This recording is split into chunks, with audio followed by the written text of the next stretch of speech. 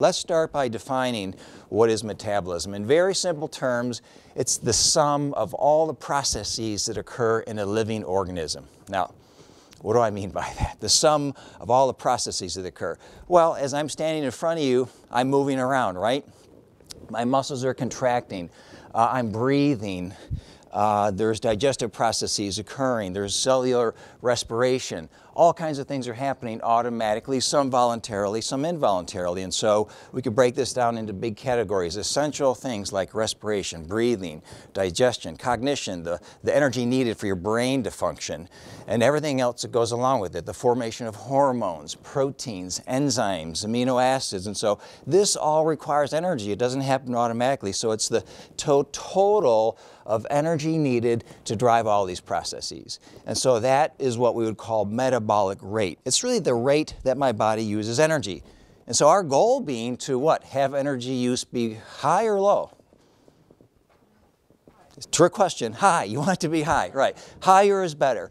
If John can say, hey, my metabolic rate is 4,000 calories a day versus 2,000, that means he can eat a lot of cupcakes without gaining weight, right?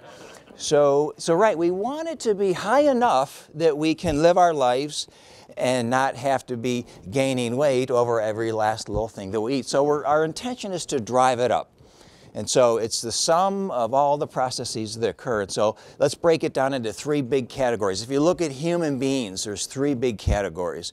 First is basal metabolic rate. That's the energy that's used just being alive. You know, Ellen lays in bed all day. We put some sophisticated devices on her. We look at her oxygen consumption and CO2 production, and I can measure her metabolic rate. That's basal metabolic rate.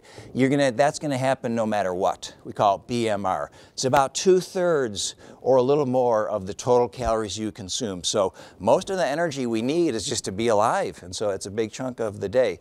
The next piece of what we call thermic response to feeding. That's the calories you burn when you eat. We hear about this all the time, negative calorie foods.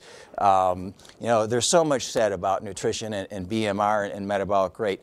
And so there's three broad brush sort of arenas when it comes to food and metabolic rate. There's the thermic response, the thermic digestion, or I should say the thermal digestion, right? When you consume something hot, it doesn't automatically empty into the stomach, into the digestive tract, does it? It has to be brought to a certain temperature before it can enter the upper small intestine. So there's thermal digestion. That takes energy.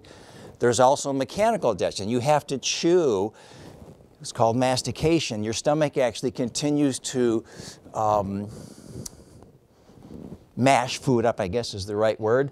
And so there's smooth muscles that line the digestive tract that continue to work on food. And so this is a mechanical breakdown of food that occurs. And then lastly, there's enzymatic digestion. Proteins that act on those macronutrients to further break them down into little components that can be absorbed across the intestinal wall. So there's thermal, mechanical, enzymatic. This requires energy. Now again, it's nothing that you need to worry about. It happens automatically when we eat, but it's about 10% of total energy expenditure. Sometimes this used to be called the SDA, the specific dynamic action of food, but now we call it thermic response to feeding. So we really can't have much of an effect on this, and I'll come back to that. And then lastly is the big one here in the good US of A, exercise, physical activity. We can really compartmentalize this into a couple broad brush categories. Structured, formal exercise. Diane goes out, she takes a walk. That's physical activity.